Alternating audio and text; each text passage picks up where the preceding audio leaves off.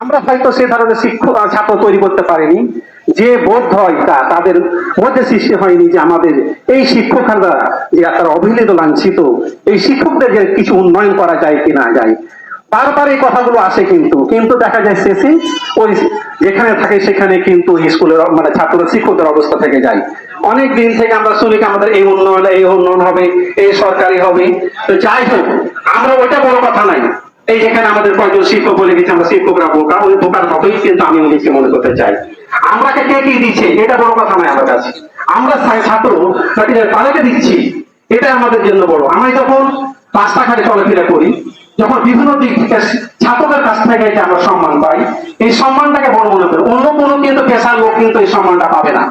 যে সম্মানটা নিয়ে কিন্তু আমরা বেঁচে থাকবো, এটাই আমি আমার সরকারি টিচার প্রধান শিক্ষককে বলতে চাই যে আমাদের যে পেশা, এই পেশাটাকে অন্তত আমরা ভালো যেন করতে পারি, এবং আমাদের যে মানে কিছু যে উন্নয়ন হচ্ছে না, এই উন্নয়নের দিক থেকে আমরা যদি সরকার পারে তা আমাদের যেন করবে, যদি না পারে তাহলে আমরা আমার পেশার প্রতি শ্রদ্ধাবোধ রেখে সম্মান রেখে আমরা আমাদের কাজটা আমরা চালিয়ে যাব। এবং সমিতির ব্যাপারে আমাদের যে মতামত তো মোটামুটি আমরা এই সাধারণ সবাই মোটামুটি হয়ে গেছি যে আমরা এখানে দুইটি ব্যাপার আছে। একটি ব্যাপার হচ্ছে কল্যাণ সমিতি, আর একটা ব্যাপার হচ্ছে কি আমাদের সমিতি, যে সমিতির মাধ্যমে আমরা কিন্তু সরকারের যে দাবি দেওয়া যেগুলো আছে এই দাবি দেওয়াগুলো আমরা কিন্তু পূরণ করতে পারি। তাহলে আমাদের একটা দিক কিন্তু আমরা শেষ করছি, যেটা কল্যাণ সমিতি।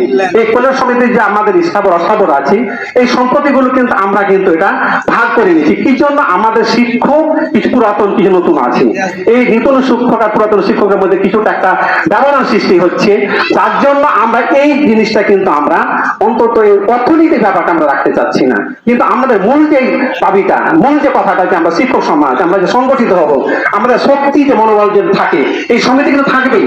এবং সমিতি থাকার জন্য প্রত্যেকটা প্রতিষ্ঠান কিন্তু আমরা ভেবেছি, আমরা মতামত দিয়েছি, আমাদের প্রতিবেদনটাই বলেছি যে আমাদের কিন্তু সমিতি থাকবেই, কিন্তু আমরা কল্যাণ যে আছে এই কল্যাণ কথাটা কিন্তু আমাদের থাকছে না। কিন্তু আমাদের বড় দাবি যে আমাদের পেশাদের যে পেশাগত যে উন্নয়ন বা পেশার যে প্রতি যে আমাদের মানে যে বিভিন্ন ভাবে যে আমরা হয়রানি পেরেশানি হই, বা আমাদের যে সরকারের কাছ থেকে যে দাবি দেওয়া যে থাকে, সেটা যদি একটা সংগঠন না থাকে তাহলে এই দাবিগুলোকে উত্থাপন করা যায় না, বা এই উত্থাপনের জন্য একটা সমিতি থাকা দরকার। যখনই সমিতি থাকবে এই দাবি দেওয়াটা যে কোনো জায়গাটা গ্রহণযোগ্য হবে। পরিশেষে আমি সকল শিক্ষকের প্রতি সম্মান বোধ রেখে বা শ্রদ্ধা করে রেখে এই কথা বলতে চাই যে আমাদের সমিতি ঠিক যেভাবে চলছে সেভাবে থাকুক, অসুবিধা নাই।